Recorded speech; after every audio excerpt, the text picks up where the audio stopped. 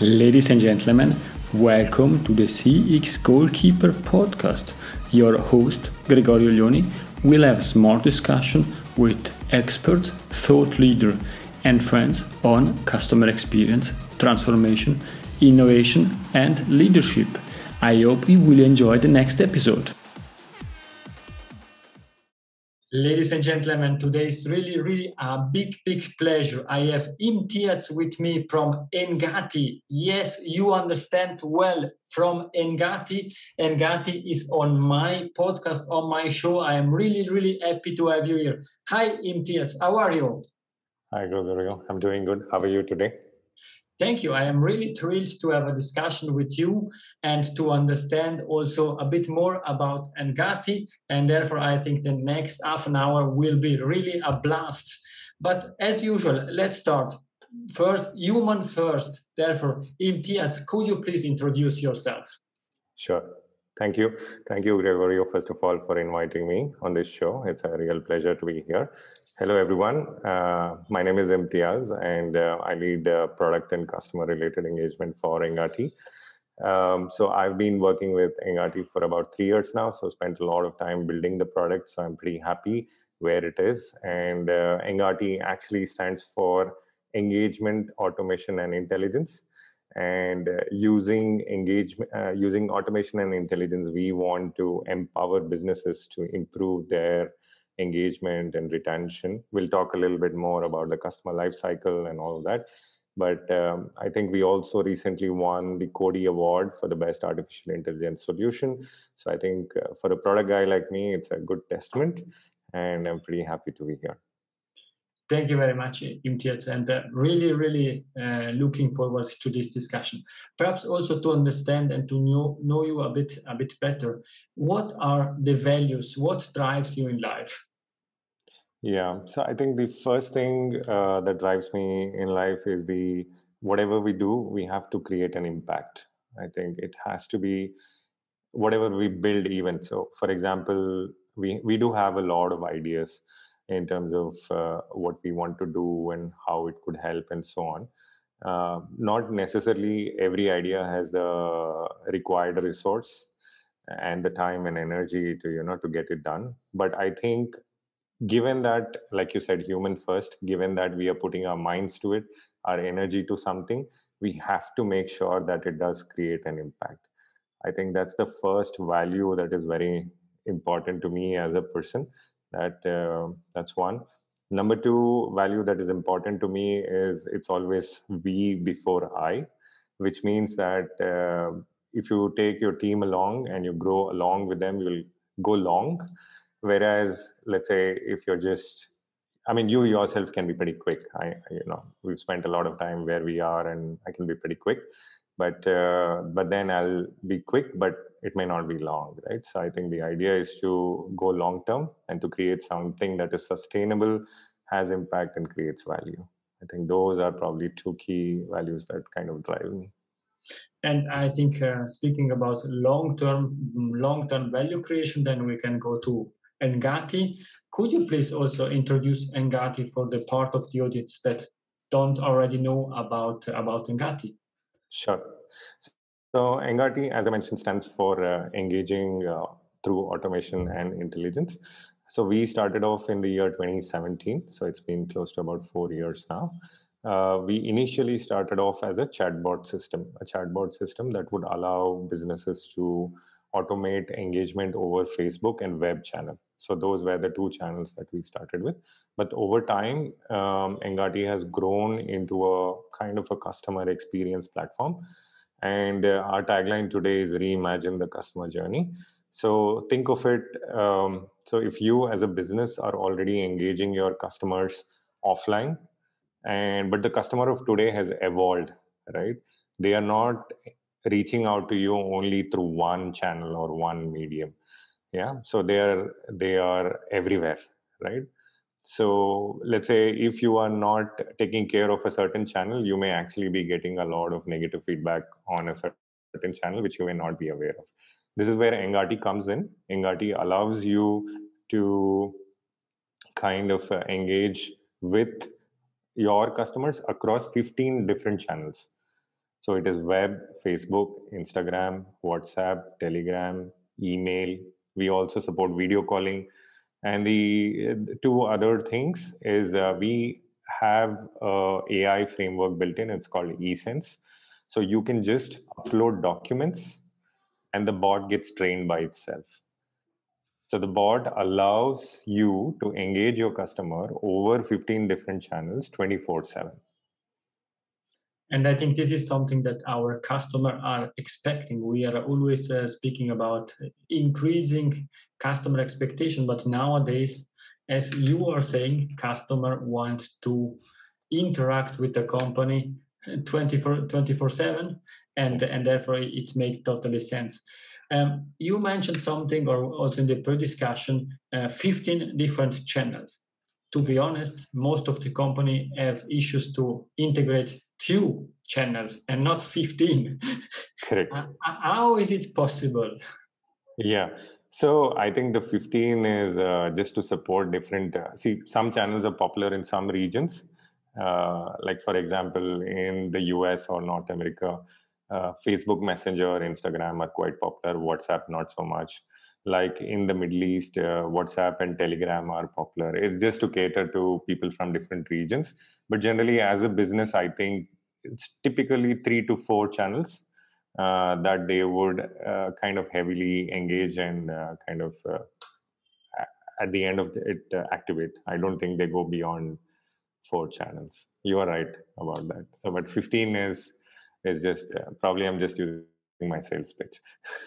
No, but it makes totally sense, because you are touching one really important topic. It's about the cultural differences. You mentioned US, you mentioned Middle East, and also thinking about Europe. In Europe, we are using quite a lot WhatsApp, and I think you have also a special offer nowadays on WhatsApp integration. Could you please elaborate a bit on that? Sure. So WhatsApp has become pretty popular these days. I think today WhatsApp is even used by businesses. Earlier, WhatsApp was a consumer product, but I think now WhatsApp is also being used heavily by businesses to send out notifications, to engage for customer support and stuff like that. So we are a top tier partner of Facebook for WhatsApp and Instagram. As part of the WhatsApp offering, we are giving away for any new business that is going to sign up for WhatsApp 3 months for free. So if they sign up for an annual package, they get 3 months for free. On top of that bonus, if you reach a certain usage target, you get 1 more month for free. It's nice. I think it's a good offer, but at the end, it's a collaboration between you and your prospects to find the best way to drive customer through their life cycle. And I think now we are also coming to the main topic of this discussion.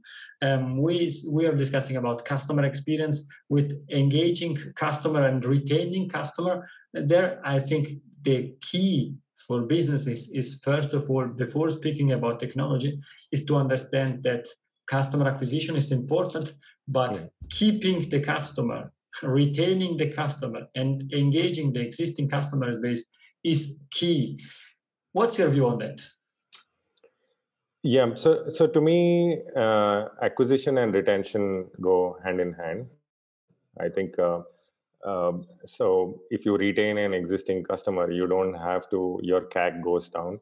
You don't have to invest more in kind of reacquiring the customer. So I think customer retention is extremely key.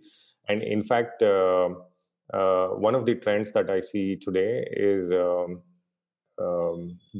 somebody like there is a CXO for a customer, right? So there is a CXO role for a customer, like CCO, Chief Customer Officer, which means there is more and more importance being given to customer experience and customer retention. And the whole idea that I think even even businesses are understanding is that they need to focus a lot more on retaining customers than just acquisition.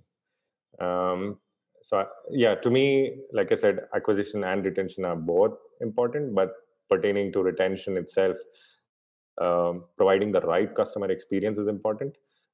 It's not just support. I think we need to understand. So support is just, hey, if I have an issue, then can you solve it for me? That's what I think traditionally businesses do. But retention is much beyond that, right? You need to understand what are the goals of the customer. Why are they using your product or service, right?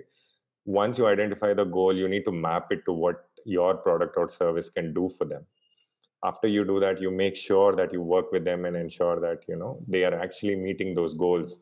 They are achieving their ROI for the investment that they have made.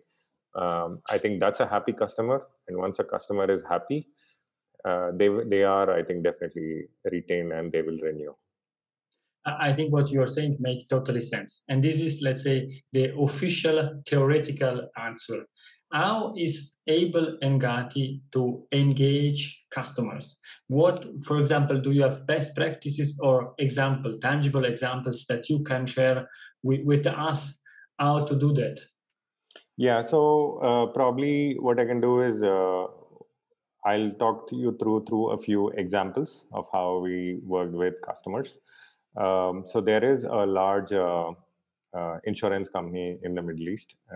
It's called Qatar Insurance, and what they did do was so most often in insurance, as you know, we have to renew the insurance periodically. It could be in some cases it could be half yearly, yearly, and so on and so forth, right? So the company was a lot more focused on acquiring new people and not as much on renewals. So because of which they had heavy drop rates. I mean, not many people were renewing because they were probably getting a better offer, a better premium outside from a different insurance organization. So we worked with Qatar Insurance to build an integrated campaign that starts right after they onboard. So, for example, where they could create rules to say after a month, after they have kind of onboarded onto Qatar Insurance, there is a survey that is sent out. Hey, how are you doing? Is everything okay? Are you doing fine? Do you need help? And so on and so forth. Then 6 months down the line, or even monthly, we were sending like periodically the bot would notify and give best practices around how to stay safe and stuff like that, keeping them engaged. So if it was health insurance related to health, if it was travel, it was something else, and so on and so forth. And then when it came closer to renewal, you would probably start to engage them with some promotions to say, hey, if you renew now, we can give you X versus Y versus Z, and so on. And all of this was automated completely. And we saw that a lot of people would renew with even 15 days to go, right? So I think this is a good case study where we took the use case more from a customer support to a customer retention kind of direction, which actually allowed Qatar Insurance to kind of close more on renewals. So this is one example.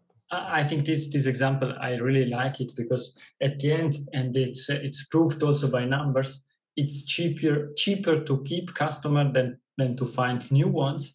And exactly what you are saying, I think it's really a best practice, because if we look at telecommunication in Europe, in particular also in Switzerland, where I'm living, is the companies are always doing these promotions only for new customer, and the existing one needs to continuously change to get also this promotion, and it doesn't make sense at all. Perhaps do you have another example that you can share? Yeah, so I'm just trying to think. Yeah, so there's one more example that I would like to take off. Let me pick a company that is closer to where I stay. So I stay in Bangalore in India. So we have a home furnishing and home design company called LiveSpace in India. So what they do is, so let's say people have bought new homes or they want to redo their homes and so on and so forth. In fact, so for them, a lot of what was happening was they had a lot of customers who were happy with them. They were not leveraging them to bring in referrals. I think uh, in especially in B2C space, I would think of referrals and going back to the same company as retention and renewing. So we worked with them to kind of have the bot again build out the user journey after the work is completed and so on and so forth. So while the work was happening, so generally the company takes up to 60 days to complete the work, let's say redoing the entire home or redoing a certain section of the home and all of that. They would use the bot to give periodic updates about what's happening.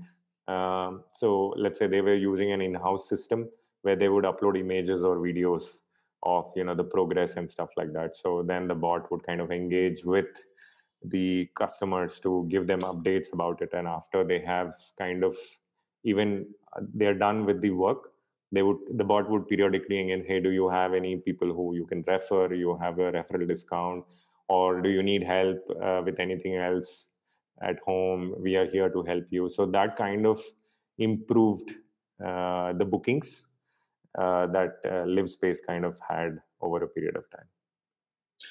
Thank you very much. And again, a great example that helps understanding also how important it is to develop the customers. And I think this is the next question I would like to ask.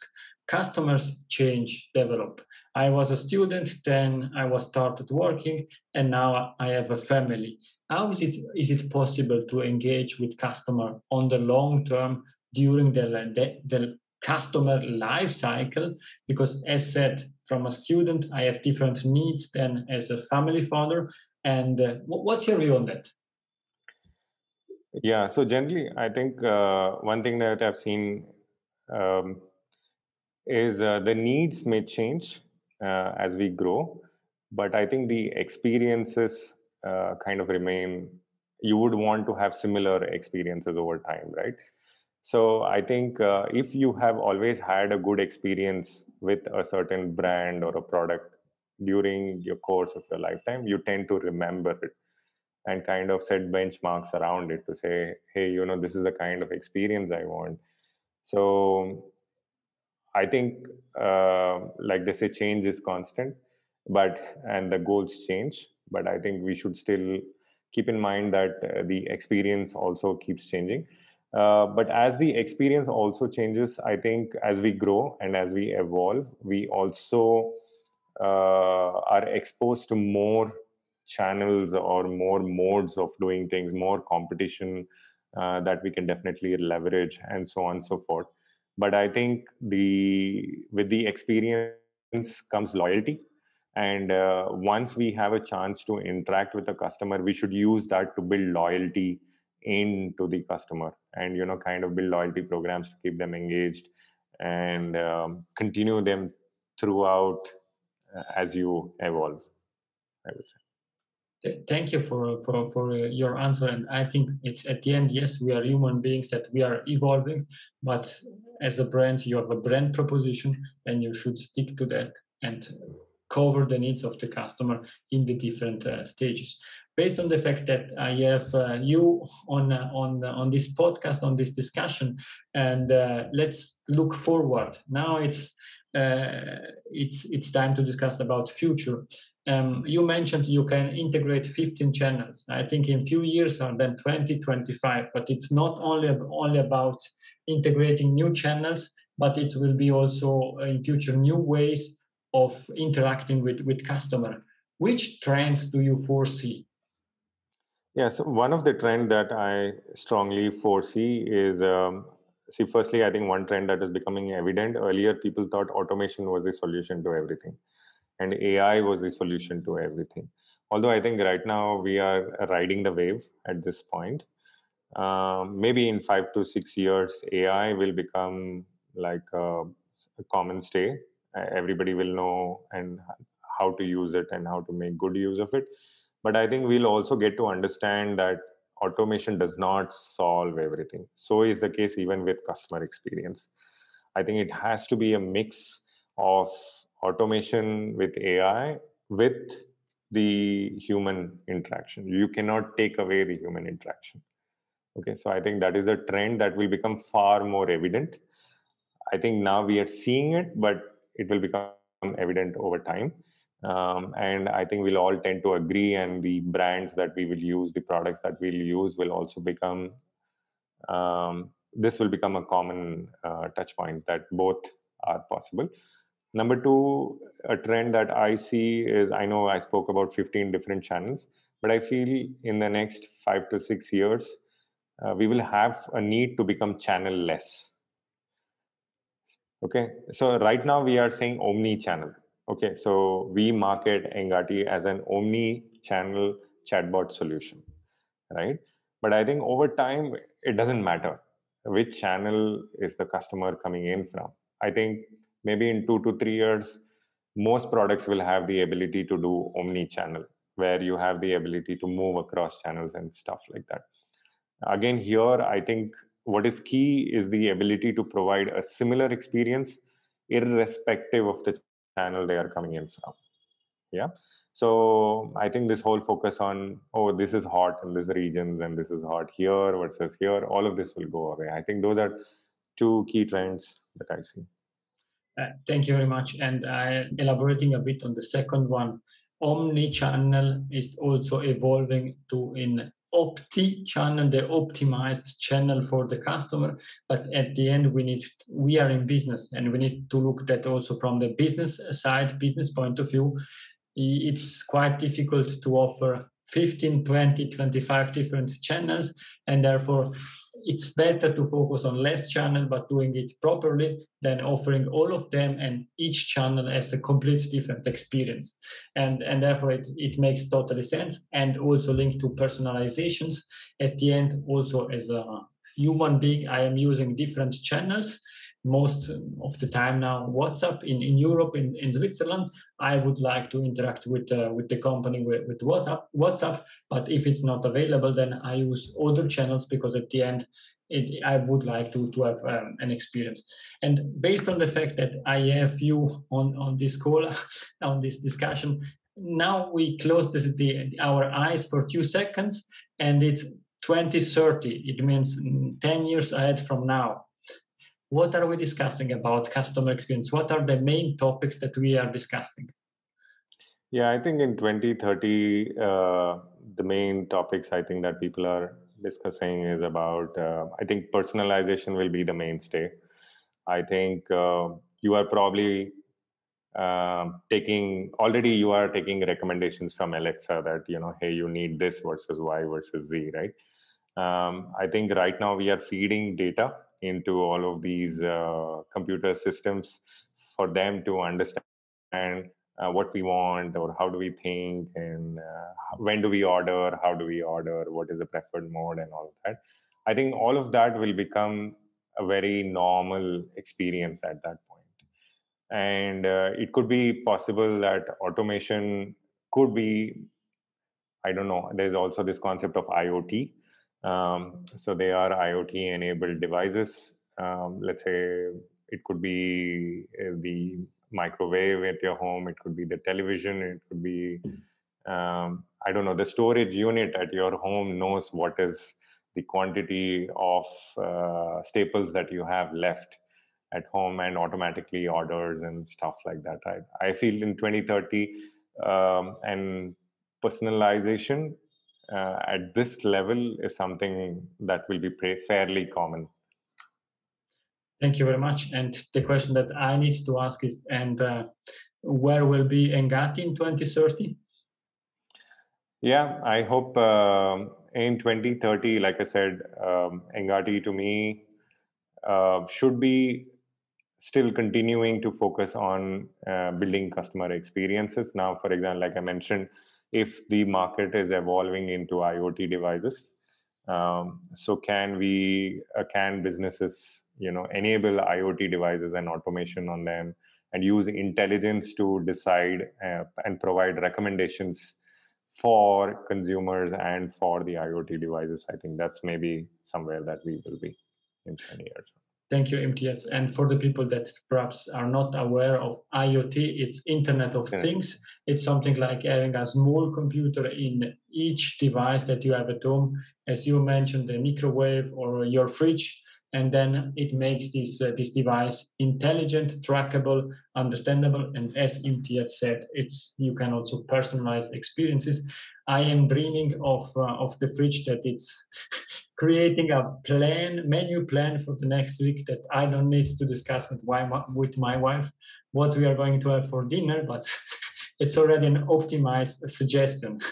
And now, going back to the human-to-human interactions, it's time to get a bit you to know a bit better. Is there, for example, a book or a recommendation from your side, a book that helped you during your career? So I think one of the books that I really liked was there is this book called Good to Great by James C. Collins. Why some companies make that leap and others don't. This is a book that was given to me when I was pretty young. So I started my career about 14, 15 years back as a young engineer. And I always had this fascination to work with business, primarily because, I think there are two ways to create an impact. Either work for the government, where you can actually work with people and create an impact, or work with businesses that want to create an impact. So, and I think I chose the latter, and that's where I am. And one of my mentors actually gave me this book, which says Good to Great. I think a lot of us, like I also mentioned earlier, a lot of us have a lot of ideas, which potentially all of them can be really good ideas, right?